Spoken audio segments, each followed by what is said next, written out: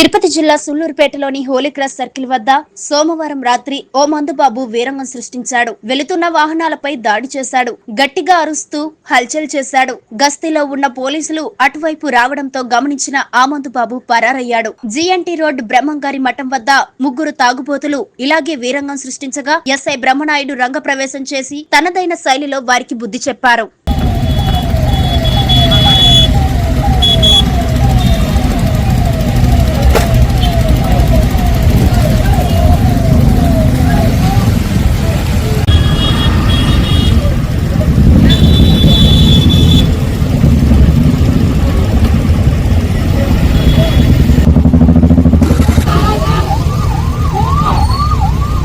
Hi Lord, please subscribe to N3 TV.